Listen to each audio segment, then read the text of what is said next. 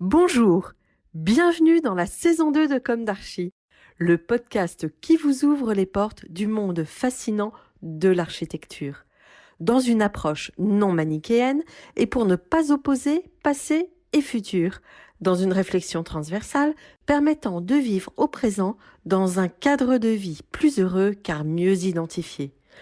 Carpe diem. Je suis Anne-Charlotte, chroniqueuse du podcast, accompagnée de l'ingénierie son pour vous offrir le meilleur. Merci et heureuse de votre fidélité. Maintenant, place au talent.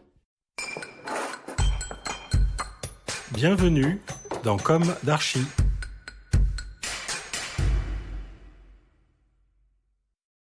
Chers auditeurs, ravis de vous retrouver aujourd'hui en compagnie d'Anna Moussinet. Bonjour Anna Moussinet. Bonjour Anne-Charlotte. Bienvenue dans Comme d'Archi. Vous êtes architecte DPLG et à la tête de Anna Moussinet Interior Design, votre propre agence créée en 2001. Le moins que l'on puisse dire est que de votre côté, cela foisonne. Paris, Doha, Prague, Odessa, Rome, Rabat, la Suisse, beaucoup d'hôtels, mais aussi un cinéma, celui des 7 Batignolles, un chocolat flagship store, un centre culturel alternatif, un appartement privé, etc. Un impressionnant panel de clients, Accor, Altarea Cogedim, BNP, Pathé Gaumont, Club Med, Ligne Roset, Viparis, pour ne citer que. Polyglotte aussi, femme d'architecte et maman de 2 enfants, quelle énergie, vous allez nous raconter tout cela. Mais commençons par le début, vous êtes née en Serbie, je crois ? Oui, tout à fait, à Belgrade. Ouais. J'ai cru comprendre que vous avez grandi dans un milieu artistique. Pouvez-vous nous raconter votre parcours, votre jeunesse ? Où s'est ancrée votre envie d'architecture ? Quelles ont été vos études ? Bonjour Anne-Charlotte. Merci pour votre accueil. Je vous en prie. Écoutez, oui, je suis née à Belgrade. J'ai grandi en Serbie dans une famille d'artistes, peintres, architectes et ingénieurs, donc dans un milieu artistique. Et dès mon plus jeune âge, j'ai baigné dans cette culture-là.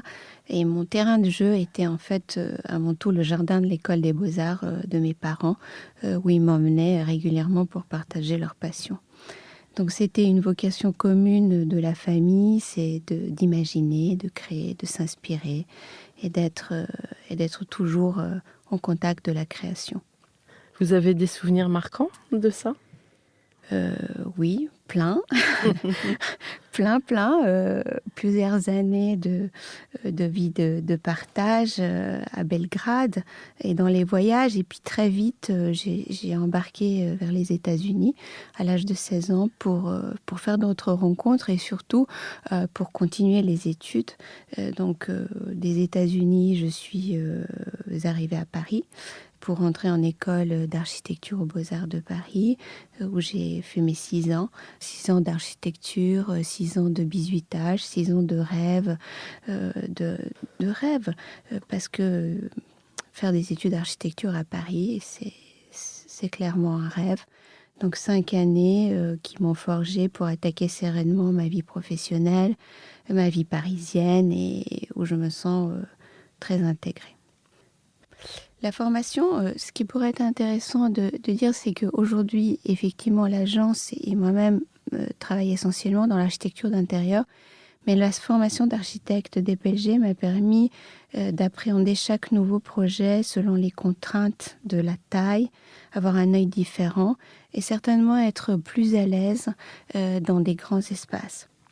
C'est pour cette raison que les projets ne se résument jamais à une ambiance ou un matériau choisi, mais toujours à un rapport au volume, à son usage pour créer un projet singulier. Et je le perçois tous les jours à travers des différents projets à différentes échelles, que mon œil, mon approche reste toujours une approche globale. Et c'est les études d'architecture qui m'ont permis d'avoir ce regard et ce travail qui s'est construit petit à petit à travers un nouveau métier qui est l'architecture d'intérieur, mais qui est proche et à la fois loin de l'architecture. Mmh. Alors, vous avez commencé votre activité d'architecte en créant votre agence? Non, vous êtes passé par d'autres agences avant? En fait, ça c'est quasiment en sortant de l'école, parce que très rapidement, j'ai senti que j'avais besoin d'une liberté. Cette liberté passait par des collaborations. J'avais collaboré avec Didier Gomez, qui est un designer, et puis pour la partie de développement des projets de hôteliers dans le Sofitel à Rabat. Et puis aussi avec Mathieu Lehanner, un designer avec qui j'ai beaucoup apprécié collaborer et travailler pour certains projets qu'il avait, et dont la Maison Caillet, donc le flagship store du chocolat, dont Viparis, enfin électrique, à Porte de Versailles, le centre multiculturel. Et du coup, très Donc, vite, vous j'ai très deviez... rapidement eu les commandes en direct me permettant de prendre mon envol et travailler dans le domaine d'hôtellerie de luxe. Et ce domaine me passionne parce que c'est toute la réflexion de comment faire plaisir aux autres. Et ça passe par un travail très global. Et en même temps, comme je disais tout à l'heure, à différentes échelles, aussi ma formation d'architecte me permettait plus facilement d'appréhender ce premier hôtel qui, finalement, 30 000 mètres carrés, 260 chambres, un lobby de 3 000 mètres carrés. Donc, il fallait très rapidement et facilement appréhender les espaces, se projeter, créer, et ne jamais avoir peur de rentrer dans cette restructuration qui était à une échelle plus importante que on pourrait imaginer de faire dans l'architecture d'intérieur au quotidien. Mais moi, ça m'amusait, bien au contraire. J'adore les volumes et j'adore travailler ces notions de plein, de vide, de restructuration, cette notion de transformer un lieu et le rendre unique pour le besoin qu'on a. Donc l'hôtellerie, très rapidement donc très rapidement référencée auprès du groupe Accor, groupe Marriott. Dites-moi, c'est avoir de telles commandes pour démarrer, c'est peu courant? Écoutez, je crois profondément que ça marche très fort je dirais pas de bouche à oreille, mais plutôt d'une première expérience, deuxième ou troisième, où vous faites vos preuves, les gens ils viennent vous chercher. J'ai jamais eu, c'est pas prétentieux, mais j'ai jamais vraiment eu à démarcher. Les projets sont plus venus vers moi. J'ai aussi fait un choix d'avoir une plus petite agence. Donc on est une dizaine, composée d'architectes, designers, architectes d'intérieur. Ce qui m'a permis toujours de choisir un petit peu mes projets, travailler sur des projets dont je pensais qu'il y a une vraie valeur ajoutée et où il y a un échange et un feeling qui se crée avec le maître d'ouvrage. Et c'est extrêmement important pour moi parce qu'il n'y a que comme ça qu'on peut aussi donner le meilleur de soi et créer pour ces différentes sociétés. Alors, l'une de mes questions récurrentes dans Comme d'Archi est: est-ce qu'aujourd'hui vous avez le sentiment d'avoir accompli ce que vous imaginiez à la sortie de l'école? Ah oui, oui. Et bien au-delà. Oui. J'ai adoré mes études d'architecture qui m'ont permis cette ouverture exceptionnelle, un travail en rapport avec les volumes, la matière, les pleins, les vides. J'ai adoré ça. Mais ma sensibilité m'a emmenée très rapidement vers la création et la restructuration des espaces intérieurs et à différentes échelles. Et c'est ça qui était séduisant. Avec des clients exceptionnels que j'ai eu la chance d'avoir et qui m'ont témoigné d'une grande confiance. Qu'espérer de plus? Alors, on a parlé de vous. Pouvez-vous nous raconter maintenant l'histoire de vos projets? Vous revendiquez les valeurs spatiales, le volume est pour vous une matière à sculpter, vous jouez la complémentarité entre l'élégance française et la joie de vivre slave. Comment ce qui constitue votre ADN d'architecte d'intérieur s'exprime à travers ces projets? La formation d'architecte m'avait permis d'avoir une vision globale sur l'environnement dans lequel le projet d'architecture d'intérieur va se déployer. Mes affinités personnelles, c'est à travers mon quotidien, mes voyages, qui ont nourri mon regard sur ce qui m'entoure et ce qui conditionne vraiment ma démarche créative. Donc, je peux dire que c'est un tout. Ça va d'un volume à un détail passant par la lumière. J'appréhende chaque projet d'une façon différente. Et donc, je dessine beaucoup. Je me pose beaucoup de questions sur les formes et sur les volumes. Et je continue de plus en plus à m'approcher de l'univers du mobilier et de l'édition parce que ça m'intéresse. Donc je pense que l'architecture d'intérieur, cette vision qui peut être très globale et qui passe par un volume à travers une lumière et qui pourrait et qui doit, à mon sens, se finir par l'objet. Donc changer sans cesse l'échelle du projet m'excite, me nourrit, m'intéresse, m'enthousiasme. Je dirais que l'ADN, il n'est pas dans un style particulier, une forme, une mode. J'essaye de passer outre les tendances, même si, bien sûr, dans l'architecture d'intérieur, il y a forcément des tendances, il y a un style qui passe, voilà, et que tous les 5 ans, on sait qu'il y a des choses qui vont devenir obsolètes. Et ben, je me bats un petit peu contre ça, en essayant de penser plus à un côté intemporel, chic, élégant, avec une profondeur adaptée à un espace donné. Parce que ce qui m'intéresse, et c'est pour ça que chaque projet, on repart à zéro, mais bien sûr, c'est de s'inscrire dans un univers qui commence par un univers d'un bâtiment, de son environnement. Est-ce que c'est un bâtiment qui est en construction? Est-ce que c'est une réhabilitation? Est-ce que y a une âme? Quelle est l'histoire de lieu? Et très souvent, avant de commencer un projet, je pars, comme on a pas mal de projets à l'étranger, je pars toute seule, 2-3 jours pour retrouver la ville, me retrouver moi-même dans un univers nouveau, faire des rencontrer des artisans d'art, faire des musées, m'inspirer. J'ai besoin de ça avant de commencer la création. J'ai besoin de ce rendez-vous avec le lieu. De ce temps d'imprégnation. Oui, tout à fait.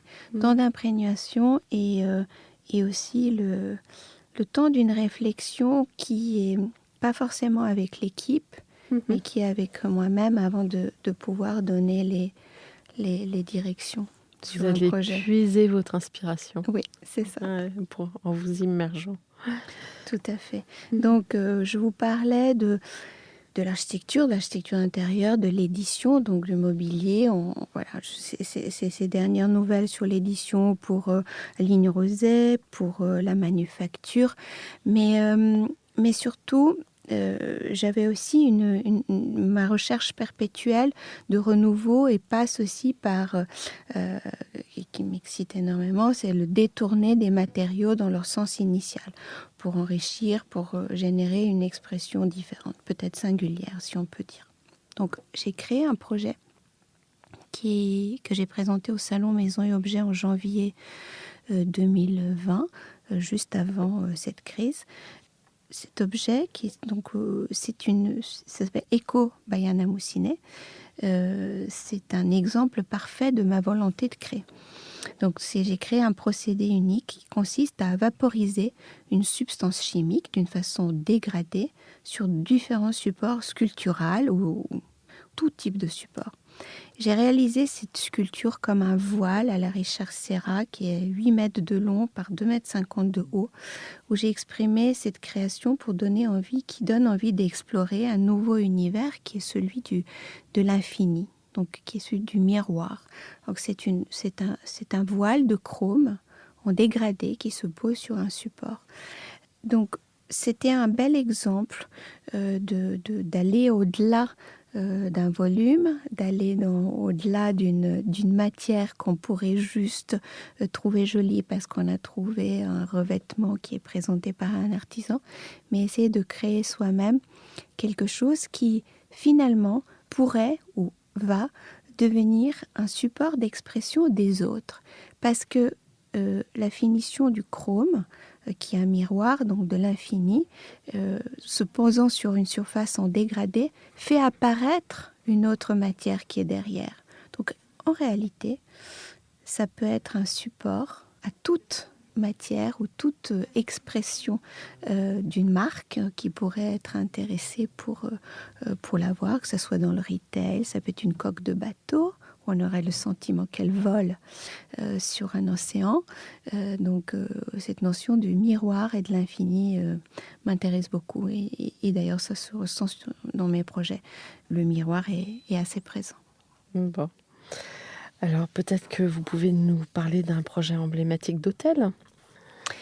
Oui, j'avais envie de parler de deux univers qui actuellement sont très présents à l'agence, qui est donc l'univers d'hôtellerie, qui reste l'hôtellerie de luxe sur lequel on travaille depuis une quinzaine d'années, avec pour différentes marques, mais aussi cet univers des espaces de vie au sein des bureaux.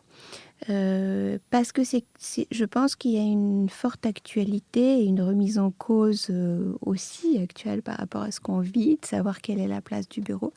Moi, j'y crois encore très fortement que cette place doit exister parce que je pense qu'une visio sur Zoom, Teams ou autre ne pourra jamais remplacer un fort échange humain à quelques mains et quelques crayons sur une table dans un partage ensemble. Donc, ces moments de travail comme ces moments de détente et de vie, ce que j'ai pu créer et proposer à travers plusieurs projets que je fais actuellement pour une grande foncière française qui est la Société foncière lyonnaise et qui m'a confié plusieurs projets assez exceptionnels au cœur de Paris sur lesquels on travaille. Donc j'avais envie de citer ces quelques projets, dont un que je viens de livrer il y a une dizaine de jours, qui est l'ancien bâtiment de Louvre des Antiquaires. Donc, qui est donc au cœur de Paris, sur son grand paquebot assez monumental, extrêmement bien placé entre le Louvre, le jardin oratoire et le ministère de la Culture. Et ce bâtiment, à l'intérieur, est un bâtiment très, comment dire, si je peux dire, très organisé, parce que c'est un bâtiment de bureau, très pragmatique, tout est bien pensé, calculé, et ça me manquait de l'âme. Donc, la Société foncière lyonnaise m'a confié ce projet pour retrouver un lieu de vie pour tous ces différentes sociétés et collaborateurs qui vivent, qui travaillent et qui passent beaucoup de temps dans leur bureau. Donc, c'est un lieu de vie que j'ai créé, où j'ai ramené également la notion de l'art, travaillant avec Amélie Duchalard, qui est la maison d'Amélie, quelqu'un d'exceptionnel qui m'a accompagnée sur le choix des œuvres d'art que nous avons pu ramener dans ce lieu de vie autour d'un café, lounge, salle de réunion un peu exceptionnelle et où les collaborateurs peuvent se retrouver pour partager, pour échanger, pour se connecter, pour se détendre, se ressourcer et en même temps travailler. Donc Louvre des Antiquaires fait partie d'un des projets. Les prochains qu'on livrera à Paris, donc un au mois de mai qui est dans le Square Édouard VII, qui est également un café, lounge, un espace de travail avec un lieu de fitness pour les collaborateurs.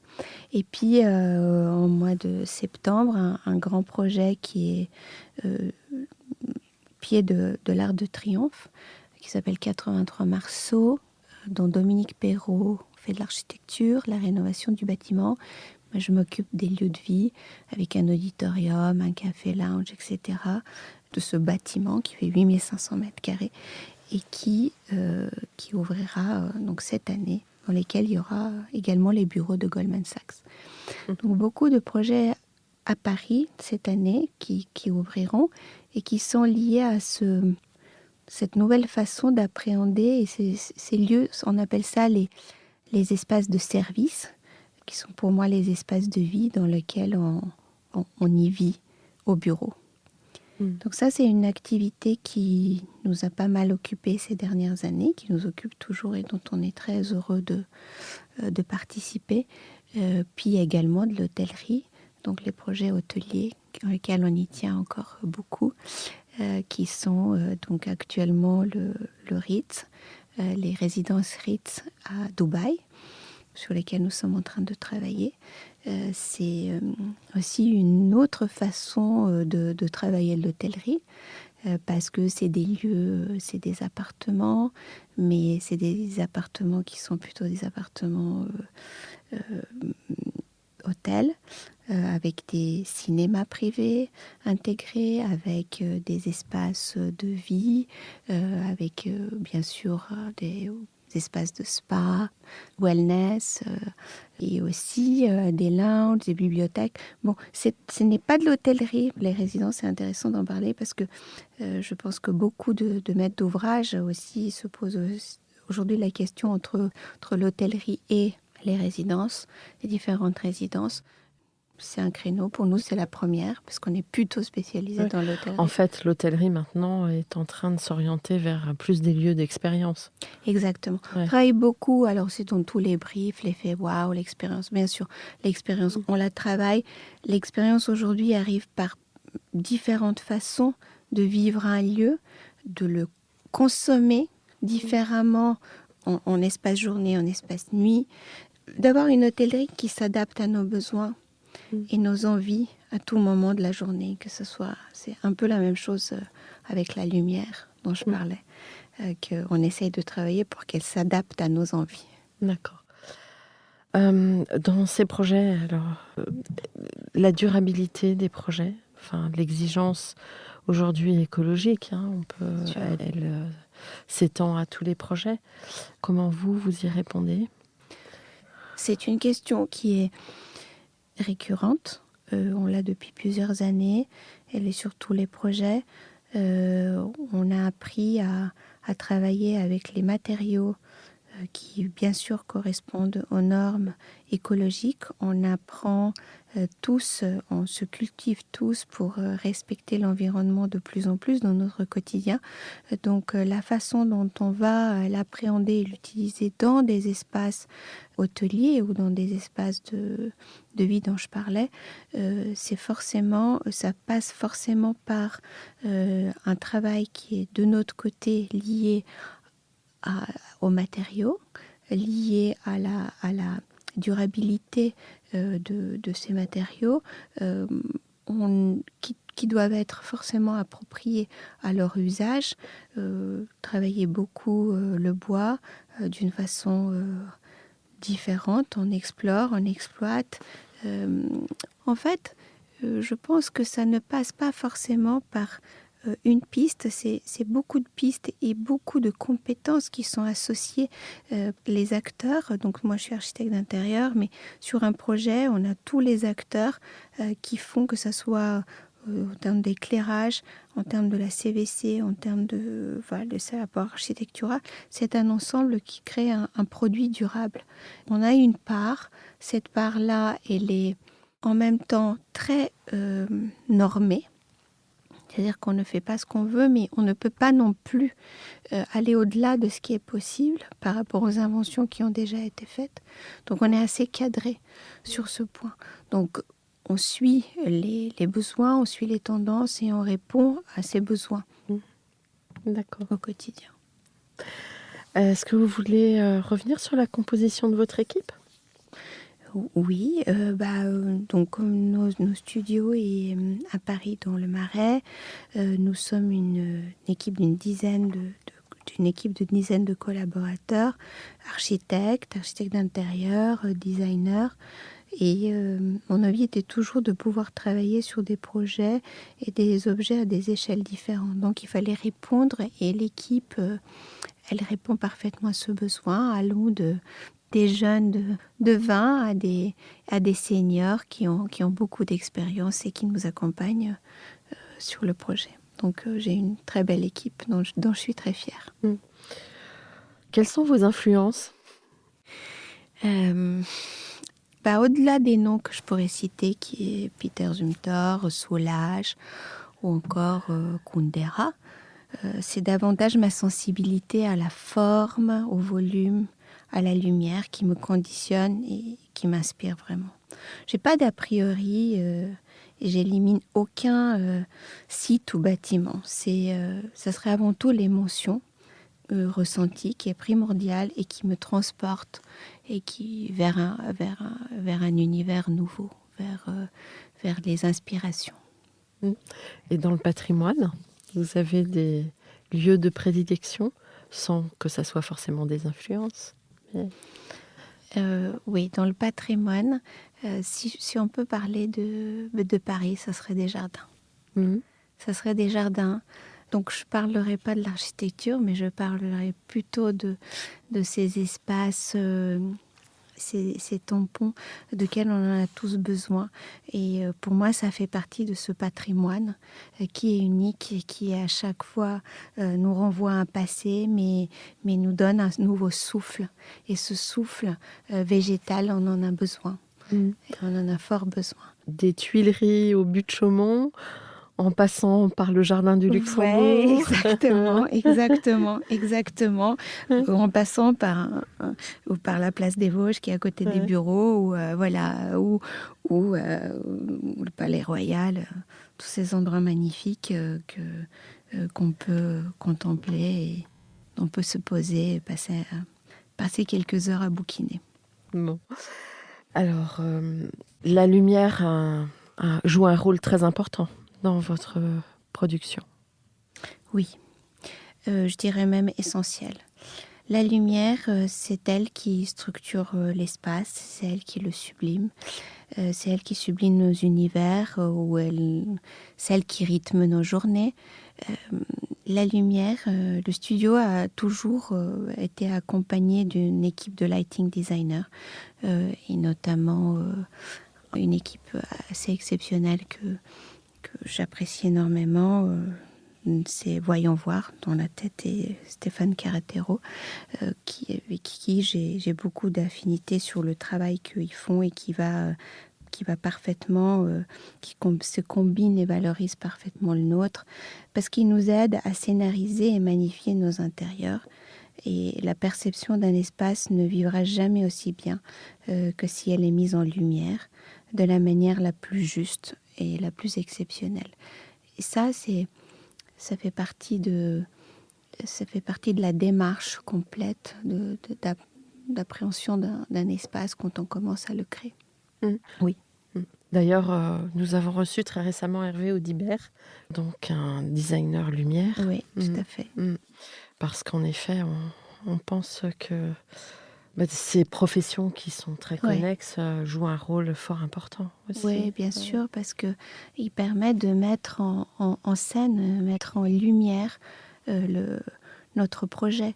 Et en hôtellerie, dans tous les projets, mais en hôtellerie, c'est très fort et extrêmement important parce qu'on n'a pas besoin de la même lumière à 10h du matin comme à 3h du matin quand on se lève et on va aller vers notre salle de bain. Et cette notion d'être accompagné au plus juste par une lumière artificielle et la combiner avec la lumière naturelle, il y a un vrai savoir-faire derrière. Et pour nous, il est essentiel d'être accompagné sur nos projets pour justement valoriser davantage et leur donner une autre dimension. Et vous avez des matériaux ou des couleurs de prédilection? Ou est-ce que vous revisitez à chaque fois les ambiances et les matières? Ça serait malhonnête de dire que j'en ai pas. Même si je ne pense pas qu'une couleur qu'on doit être fort attaché à. Voilà, je pense que le noir et blanc reste quand même toujours présent. Après se greffent quelques couleurs qui sont très souvent des non-couleurs parce que c'est des verts très foncés, c'est des verts gris sourds très foncés, mais c'est aussi des bleus clins.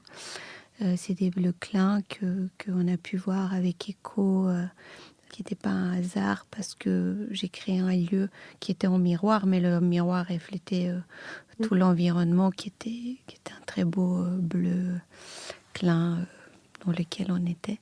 Donc voilà. Je ne suis pas très fantaisiste dans les couleurs, mais j'aime beaucoup le contraste. Oui. J'ai en effet remarqué en découvrant votre travail que vous aviez une certaine sobriété, une élégance et une sobriété. Parfois, vous êtes presque un peu Vous allez vers comment dirais-je, des aménagements un peu masculins, quasiment. On vous l'a déjà dit? En fait, on m'a dit les deux. On m'a dit que c'est extrêmement féminin parce que il y a la notion de la courbe qu'on peut retrouver plus dans l'aménagement pour un côté un peu plus fluide et masculin sur ce côté un peu plus architecturé. Des espaces qu'on retrouve qui sont dans ce contraste, que ce soit le noir, le blanc et tous ces dégradés de ces tonalités.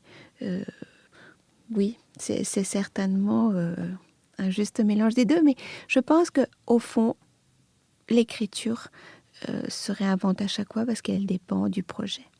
Et je m'inscris dans un cadre, et ce cadre est donné par la bâtisse, par le vécu de lieux que je vais retrouver, de l'histoire et de son environnement, de son contexte. Je ne vais pas créer de la même manière dans un bâtiment au cœur de Paris qu'à Dubaï, qui est une ville nouvelle, qu'à Prague ou qu'à Odessa.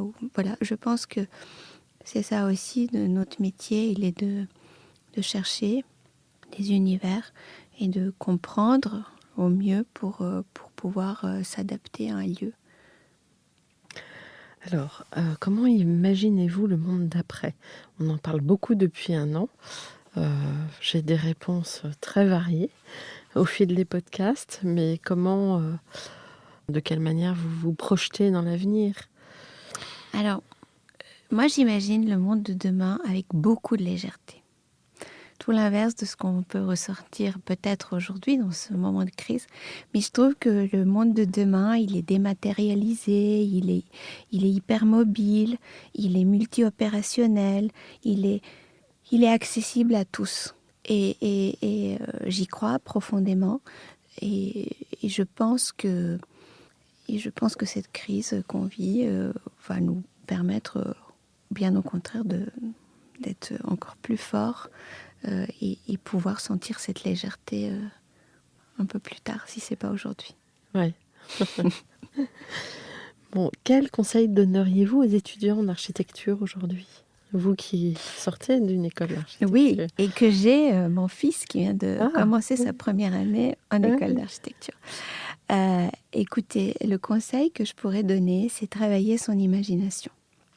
Explorer, se cultiver et surtout ne jamais oublier de créer. Parce que on aura le temps d'appréhender les contraintes plus tard, se permettre de s'offrir ces 6 belles années de liberté, de création, et se cultiver au maximum, parce que c'est ça qui manquera à la jeunesse certainement le plus. Je suis assez d'accord. Ouais. Remettre toutes les choses à leur place. Oui, c'est ça. Ouais. Exactement. Avez-vous un mot de la fin? Souhaiteriez-vous conclure avec, je ne sais pas, un sujet qui vous tient particulièrement à cœur? On a abordé un peu tous les sujets, mais quels seraient vos rêves les plus fous pour l'avenir de votre agence? Les rêves le plus fous pour l'avenir de l'agence, c'est garder la liberté que j'ai su préserver jusqu'à maintenant, c'est-à-dire d'avoir le choix, d'avoir toujours le choix d'accompagner, de prendre ou pas prendre un projet à partir du moment où je pense qu'il a du sens, c'est-à-dire la notion du sens pour moi est primordiale.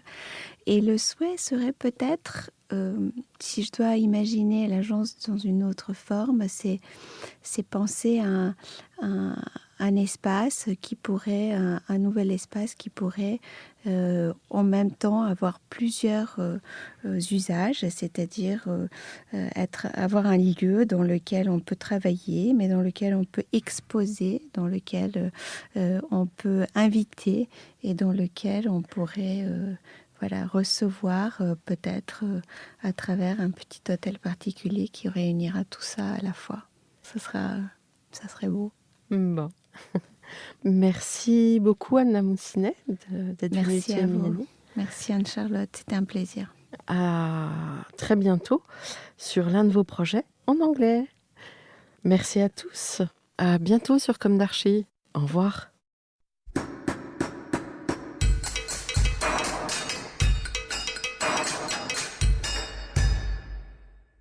Chers auditeurs, merci pour votre écoute. N'oubliez pas de retrouver nos sujets en avant-première sur Instagram à l'adresse Comme d'Archi Podcast, COMDARCHI Podcast. Si vous aimez ce podcast, favorisez sa diffusion en lui donnant 5 étoiles sur Apple Podcast, plus un petit commentaire, ou sur votre plateforme de podcast favorite. Et surtout, abonnez-vous pour écouter tous nos épisodes gratuitement. À bientôt, et d'ici là, prenez soin de vous.